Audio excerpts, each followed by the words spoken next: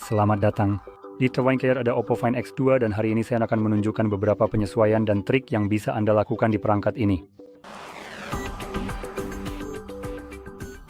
Jadi untuk mulai, mari kita buka pengaturan dan kita akan mulai dengan masuk ke bagian personalisasi di sini yang memberikan Anda kontrol yang cukup baik untuk menyesuaikan tampilan perangkat Anda dalam banyak aspek, termasuk hal-hal seperti ikon, warna pengaturan cepat, font, dan sebagainya. Jadi Anda bisa menelusuri bagian ini, pilih apapun yang ingin Anda sesuaikan. Beberapa di antaranya juga mungkin memberikan Anda opsi yang berbeda tergantung pada wallpaper yang Anda pasang. Karena misalnya pada pilihan warna, Anda bisa memilih warna berdasarkan wallpaper. Jadi apapun yang Anda gunakan sebagai wallpaper, perangkat akan memilih beberapa warna darinya. Jadi misalnya, di sini akan ada warna kebiruan, kecoklatan, dan ya sesuatu yang sangat mungkin hitam atau sangat gelap. Jadi nantinya akan menggunakan warna-warna tersebut. Ya, Anda bisa melihat hitam, coklat, biru, dan ya sepertinya biru. Dan Anda bisa melihatnya di sini.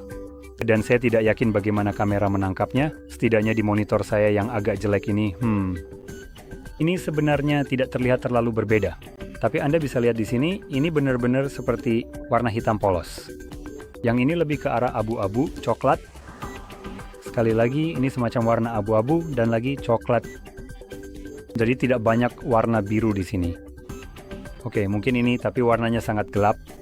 Jadi tampilannya tidak terlalu bagus dan tidak terlalu menonjol. Tapi jika Anda punya wallpaper yang lebih berwarna, jelas hasilnya tapi pasti akan memberikan hasil yang berbeda dan itu mungkin akan lebih menarik. Dan untuk menunjukkan hal ini, mari kita lihat wallpaper apa saja yang kita punya di sini. Oke, jadi ada beberapa wallpaper yang cukup bagus di sini yang bisa saya pilih. Apakah ada yang lain di sini yang cukup bagus? Mari kita pilih yang ini. Karena wallpaper ini punya skema warna yang cukup menarik di sini. Sekali lagi, akan saya katakan bahwa ini adalah sebuah pilihan yang sangat bagus dan juga menarik perhatian. Apa-apaan maksudmu, wahai?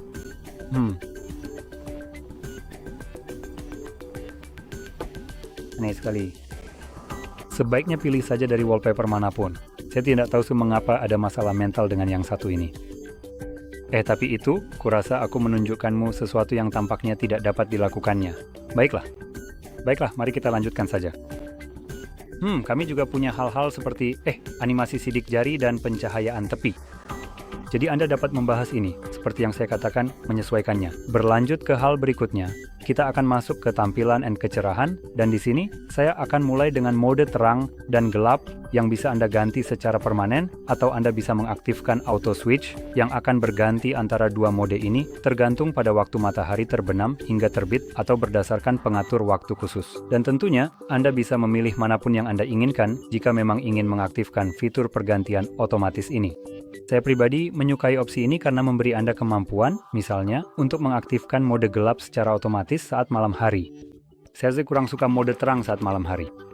Dan saat siang hari, khususnya saat musim panas ketika di luar sangat terang, cerah, dan sebagainya. Menurut saya mode terang sedikit lebih mudah dilihat dibandingkan mode gelap.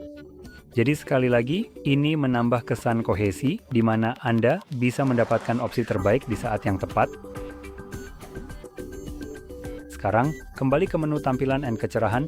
Jika kita gulir ke bawah, kita juga memiliki mode warna layar yang memungkinkan Anda memilih saturasi dan kecerahan warna pada layar Anda. Kita memiliki mode Vivid, Natural, dan Pro. Saat mengganti mode ini, mode natural justru tampak menjadi versi yang paling redup, entah kenapa. Padahal biasanya itu adalah mode Pro yang seharusnya memberikan pencahayaan yang lebih terang dan detail yang lebih jelas. Ini cukup aneh dan tidak seperti yang diharapkan dari sebuah mode profesional.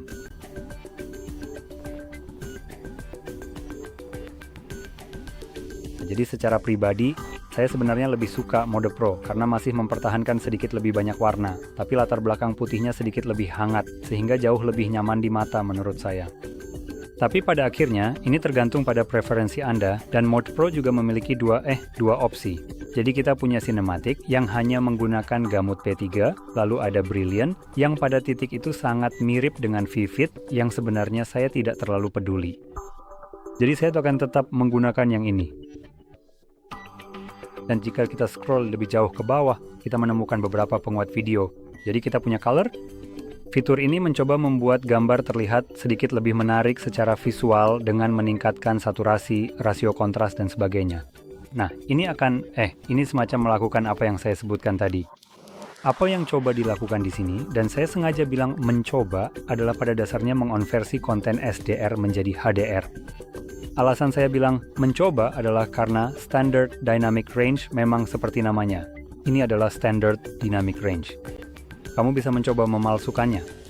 Kamu bisa mencoba meningkatkan beberapa tingkat kecerahan dan sebagainya, tapi pada akhirnya ini hanyalah konten SDR palsu yang mencoba terlihat seperti High Dynamic Range. Dalam kasus tertentu, hasilnya bisa terlihat bagus, di kasus lain mungkin tidak. Jadi ini sepenuhnya tergantung pada preferensi kamu, apakah kamu suka atau tidak.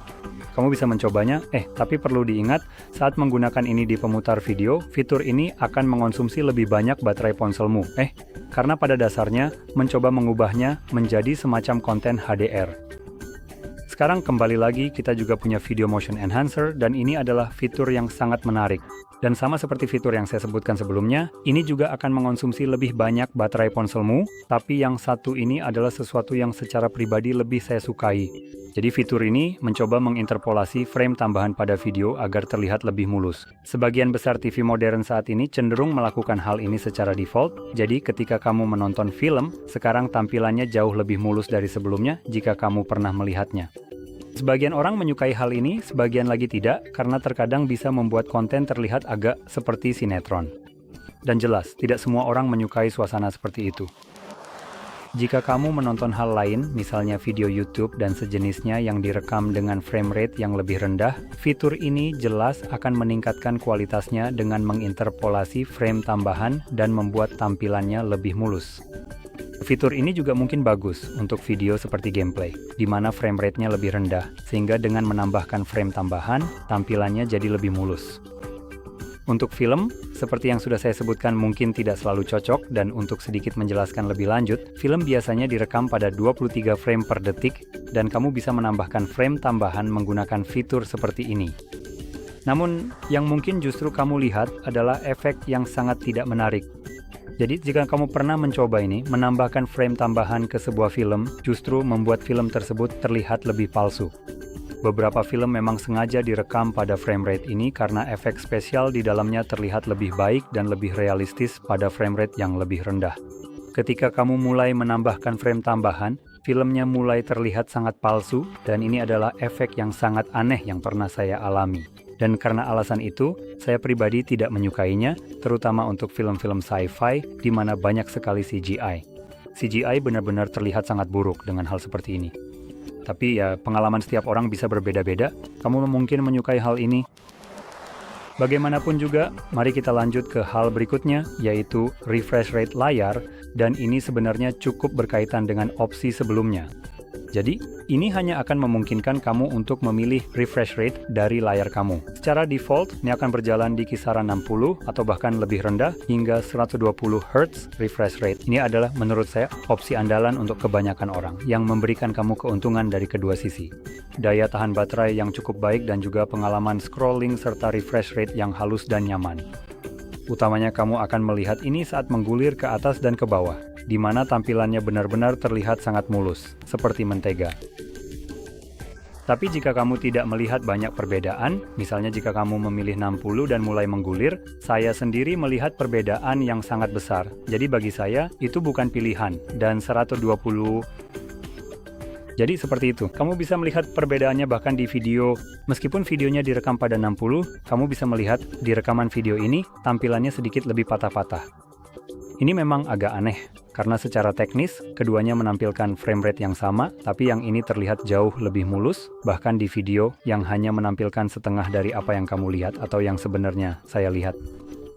Jadi, sangat saya rekomendasikan ini. Kalau kamu melihat perbedaannya, jelas sebaiknya tetap gunakan auto select. Oh, bukan yang ini. Nah, itu dia. Dengan auto select bukan yang high. Alasannya, seperti yang saya sebutkan, ini memberikan yang terbaik dari kedua sisi, daya tahan baterai yang lebih baik, dan refresh rate yang tetap bagus. Sementara mode high akan terus berjalan di 120 Hz secara permanen, bahkan saat tidak ada yang bergerak di layar seperti sekarang ini. Sekarang ini, saya tidak butuh refresh rate 120 Hz karena tidak ada apapun yang bergerak untuk saya lihat refresh rate-nya. Jadi, bisa saja berjalan di 1 frame per detik, dan saya tetap tidak akan bisa membedakannya karena selama tidak ada yang bergerak, saya benar-benar tidak tahu. Selanjutnya, kita juga punya pengaturan resolusi di sini.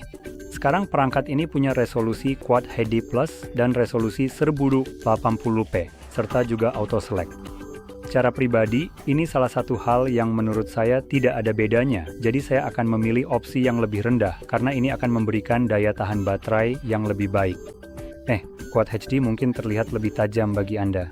Seperti yang saya bilang, saya sama sekali tidak melihat perbedaannya, jadi ini tidak berguna bagi saya.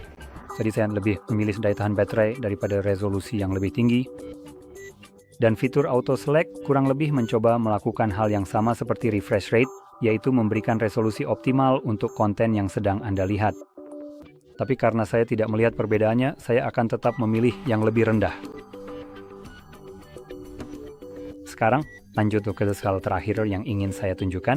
Jika saya bisa menemukannya dengan cepat, kemungkinan besar, ya, ada di bawah pengaturan sistem, kita punya navigasi sistem, dan di sini ada dua metode navigasi yang berbeda, yaitu tombol dan gestur.